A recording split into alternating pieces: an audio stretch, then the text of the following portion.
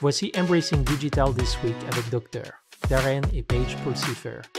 Les grandes actualités de la semaine. Dans le monde de l'intelligence artificielle, OpenAI vient d'atteindre un jalon spectaculaire. Leurs derniers modèles ont non seulement battu des records lors de l'un des examens d'IA les plus difficiles, mais ont également montré des progrès impressionnants par rapport à leurs prédécesseurs, comme le ChatGPT O3 Mini et DeepSeek. Waouh, c'est un sacré accomplissement. Je veux dire, qui aurait pensé que l'IA pouvait réaliser quelque chose comme ça?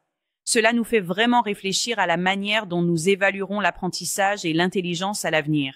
Exactement. Et c'est essentiel car cela pourrait remodeler les pratiques éducatives dans le monde entier.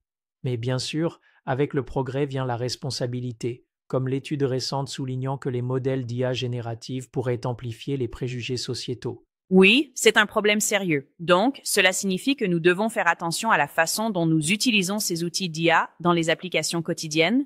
Absolument. Les experts poussent à des mesures intentionnelles pour atténuer ces biais. Il s'agit de s'assurer que ces systèmes favorisent l'équité plutôt que de simplement refléter les inégalités sociales. D'accord. C'est comme enseigner à un robot à être gentil. C'est définitivement un travail en cours. En parlant d'enseignement, as-tu entendu parler de la nouvelle initiative en IA de l'Université d'État de Californie? Ils se sont associés à de grandes entreprises technologiques pour améliorer l'apprentissage des étudiants et leur préparation à la carrière. Oui, en fait, ils m'ont demandé de siéger au comité. C'est un excellent moyen de préparer les étudiants à une main-d'œuvre de plus en plus numérique. Avec l'IA devenant une part si importante de chaque secteur, il est crucial d'équiper les étudiants de ces compétences. Certainement, c'est comme leur donner un cours de formation de super-héros, mais au lieu de cap, ils acquièrent des compétences en sollicitation. Imaginez à quoi vont ressembler les tendances de l'emploi. Et si c'est bien fait, cela pourrait vraiment améliorer les perspectives d'emploi dans tous les domaines. Qui aurait cru que l'IA générative pourrait rendre l'éducation si captivante? Merci à l'IA générative. Mais gardons cela en équilibre en veillant à ce que ce soit fait de manière éthique. Les générations futures méritent un monde où la technologie sert tout le monde, pas seulement une poignée de privilégiés. Dans les actualités de la cybersécurité, Cloudflare a signalé un incident le 6 février 2025 qui a temporairement affecté plusieurs services. Mais voici le point crucial. Ils l'ont résolu rapidement et ont réussi à garder les données des utilisateurs sécurisées. C'est impressionnant. Une récupération rapide et la sécurité des données, c'est comme trouver un billet de 20 $ dans une vieille poche de manteau. Exactement. Bien que les détails spécifiques soient rares, Cloudflare s'engage à la transparence, ce qui est réconfortant. Et qui n'aime pas la transparence? C'est comme quand les enfants vous disent vraiment à quoi ils ont dépensé leur argent de poche. En parlant de transparence, l'Agence de cybersécurité et de sécurité des infrastructures a ajouté une nouvelle vulnérabilité du noyau Linux à son catalogue. Une vulnérabilité, juste ce dont nous avions besoin, n'est-ce pas? D'accord, il est activement exploité et pourrait permettre aux attaquants d'exécuter du code malveillant. Les professionnels de la sécurité doivent corriger leur système dès que possible. Ou, comme j'aime à le dire, mieux vaut le réparer que de jouer avec le feu. Alors que les menaces liées au cloud augmentent, les experts identifient 8 domaines cruciaux que les organisations doivent aborder. Seulement 8? Ça semble gérable. Je rigole. Sur quoi se concentre-t-il? La protection des données, la gestion des accès et la surveillance en temps réel sont en tête de liste. Ah, la sainte trinité de la sécurité cloud. Impossible d'ignorer les audits réguliers non plus, n'est-ce pas? Absolument. La conformité est essentielle pour améliorer la posture de sécurité alors que les opérations et le stockage des données se déplacent de plus en plus vers le cloud. En d'autres termes, traitez votre santé numérique comme les bilans hebdomadaires de notre famille. Tout à fait, Paige. Alors, les amis, restez informés et en sécurité là-dehors. Dans le paysage technologique actuel, il semble que les solutions de cloud privé soient en hausse. Alors que les entreprises intensifient leurs efforts de transformation numérique, les gens s'intéressent réellement aux ressources évolutives qui privilégient la sécurité des données. La sécurité des données et la vie privée sont comme des super-héros du monde technologique en ce moment. Je veux dire, qui ne veut pas garder ses données en sécurité, n'est-ce pas? Exactement. Et avec les complexités de l'hyperscalabilité et de l'informatique en périphérie, les organisations se dirigent intelligemment vers des infrastructures de cloud privé. Je comprends pourquoi. C'est comme avoir le beurre et l'argent du beurre. avoir le contrôle sur les données tout en explorant de nouveaux modèles informatiques. Génial.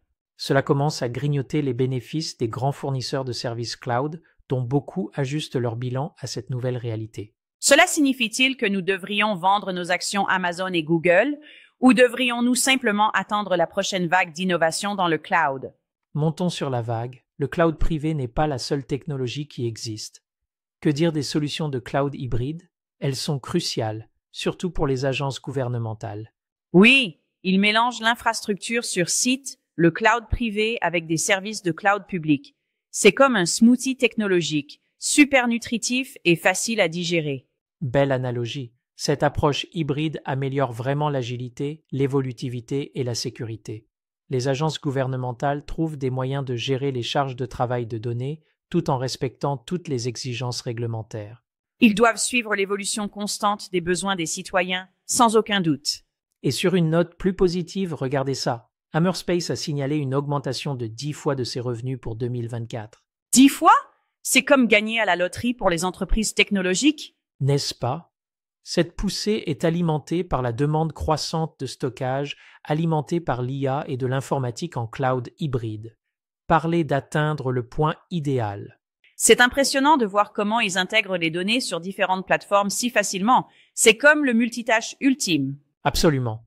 Hammerspace se positionne comme un leader dans ce paysage numérique en évolution rapide, où l'efficacité et l'évolutivité sont essentielles.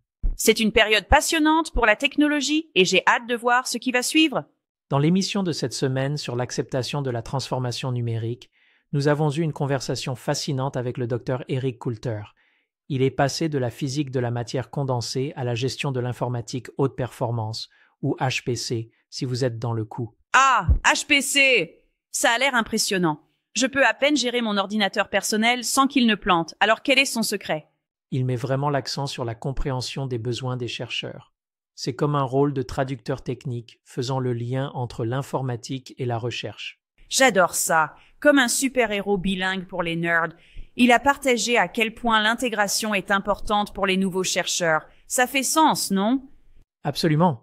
Eric a parlé de fournir des services de conseil pour aider les chercheurs à maximiser ces ressources HPC. Mais il doit y avoir des défis, n'est-ce pas? Je veux dire, les chercheurs peuvent être particuliers. Exactement. Faire en sorte que les chercheurs partagent leur travail est un grand obstacle. C'est comme forcer l'ouverture d'un coffre au trésor. Tu veux dire comme amener nos enfants à partager leur collation?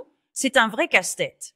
D'accord. Et sa structure d'équipe est conçue pour s'adapter à un large éventail de recherches. Vous avez besoin de flexibilité dans ce domaine. Donc, il dit essentiellement de rester léger sur ses pieds, tout en étant un gourou de la connaissance. Ça ressemble à un numéro de jonglage. C'est vraiment vrai. Et cette adaptabilité est essentielle lorsque vous traitez avec des domaines de recherche divers. Eh bien, si Eric peut gérer tout ça, peut-être que je peux relever le défi d'organiser notre calendrier familial.